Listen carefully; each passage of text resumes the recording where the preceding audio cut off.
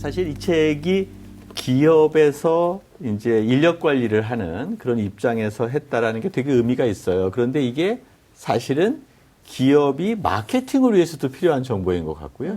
또 하나 정치 컨설팅 하는 사람들이 향후에 어떻게 우리 유권자들이 바뀌는가 이런 것들을 얘기할 때도 쓰임새가 있을 것 같아요. 그런 요구도 있지 않습니까? 네, 전 국민의 필독서라고 할 수 있겠습니다. 이거 100세 나오겠어요. 38세는 만족 못하셨네요.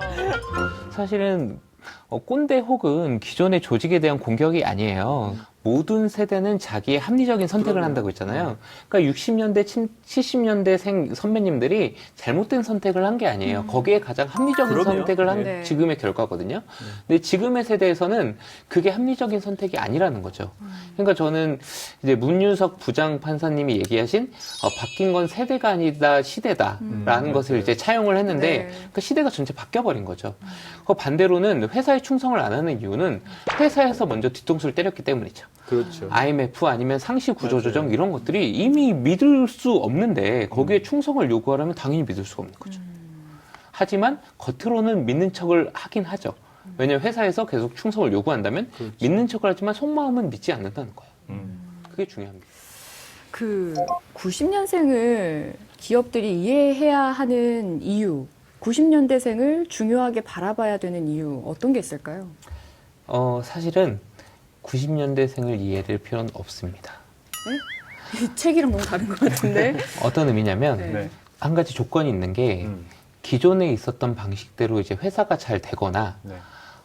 마케팅에도 문제였고 인사관리에 문제없다면 굳이 이들을 따로 쪼개서 얘기할 필요가 없다는 얘기죠. 그럼에도 불구하고 최근에 있는 많은 조직에서 특히 인사관리라든가 마케팅에서 많은 문제점들이 일어나고 있거든요. 그렇다면 그 문제점 하나가 이제 바로 세대 관리에 대한 문제일 것 같아요. 그러니까 이 말씀을 드리는 건 저희 회사가 잘 되고 있으면 모두가 관심이 없겠죠. 근데 최근에 그런 문제점들이 나오고 있거든요. 저는 90년대생들이 특별한 존재라고 생각하지 않습니다. 단지 조직사회의 많은 문제점들은 70년대생 그 이전 아니면 80년대생 다 불만을 갖고 있었던 부분이 있었어요. 근데 대신에 이들은 참지 않고 얘기할 뿐이죠. 90년대생이. 네. 그래서 90년대생들이 사회에 진출한 게 2012년부터 시작됐다고 볼 수 있는데요. 이제 5, 6년이 지나간 이 시점에서는 굉장히 그 수가 많아진 거예요. 그 사회가 투명한 사회가 되는 이런 정치사회적 환경도 있다 보니까 이들이 이런 얘기를 하는 게 굉장히 합리적인 선택이 된 거죠. 그러다 보니까 당연스럽게 저희가 꼰대라는 것에서 집중하게 되고요. 이런 거에 대해서 신경을 안 쓰지 않을 환경이 된 거죠. 저는 무엇보다 그 고유성이라는 것, 아, 개개인에게 특성. 존재하고 있는 그 특성, 조직에만 들어가면 사실 평범해지잖아요. 맞아요. 네, 왜냐하면 내가 튀면 망치로 막 때리니까. 튀지 마. 그렇죠.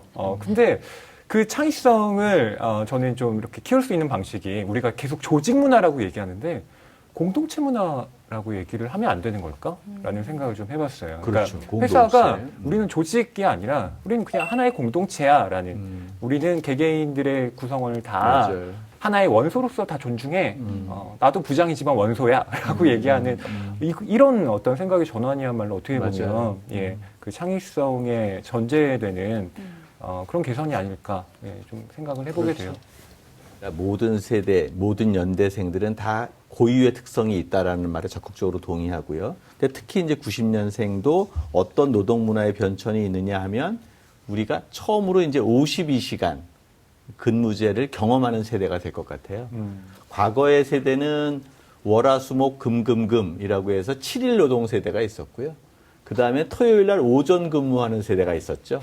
그 다음에 이제 토요일도 근무를 안 하고 주 5일제가 정착이 꽤 됐죠. 네. 그러고서 이제는 52시간까지 되게 되면 이 직장 문화가 엄청나게 바뀔 것 같다라는 생각이 들고 이것이 90년대의 세대 특성을 반영하고 다시 이것이 사회의 변화까지 영향을 미치게 되는 아주 중요한 계기가 되지 않나 생각이 드는데 이미 다른 나라에서는 주 4일제 근무까지 하고 있죠. 네. 그 법적으로 주 4일제 하는 나라가 있기보다는 그런 기업들이 많이 등장을 그렇죠. 하고 있고, 네. 일본에 있는 의료하는 플랫폼으로 가장 유명한 회사라고 하는데, 네. 그 회사는 주 30시간을 근무하죠. 하루에 6시간씩 5일. 그러니까 거기서는 근데 이유가 있어요. 본인들이 보다 보니까 사람은 6시간 정말 집중해서 일하면 6시간밖에 일을 못 한다는 거예요. 노동 생산성이 굉장히 중요하다고 하잖아요. 한국은 떨어지고. 그러다 보니까 여기 회사에서는 그렇게 해도 충분하다는 거죠. 하루에 6시간 대신에 점심을 먹지 않고 쭉 근무하고 가면 생산성이 더 높다는 거예요. 그러니까 사실은 저는 근무 시간은 계속 줄어들 거라고 보고 있고, 근데 중요한 건 근무 시간이 아니고 거기서 어떤 일을 하냐는 거예요. 그렇죠. 맞아요. 사실은 쓸데없는 일이 회사에서는 너무 많아요. 그러니까 요즘 친구들은 정말 일을 하고 싶거든요. 네. 근데 오면 형식에 얽매이거나 어떠한 뭔가 보고의 양식을 마치기 위해서 아니면 보고를 위한 보고 맞아요. 이런 거 너무 많다 보니까 아무리 노동 시간이 줄어들더라도 이 쓸데없는 일이 많아진다면 네. 사실은 일은 계속 남아 있는 걸요. 그러니까 중요한 거는 쓸데없는 일을 없애는 게 핵심이라고 생각합니다. 맞습니다. 어떻게 보면 노사관계의 패러다임이 변화하고 있는 게 아닌가. 80년대 민주노동화를 넘어서서 이제 저희가 가늠할 수 없는 새로운 패러다임이 다가오고 있는 것 같아요.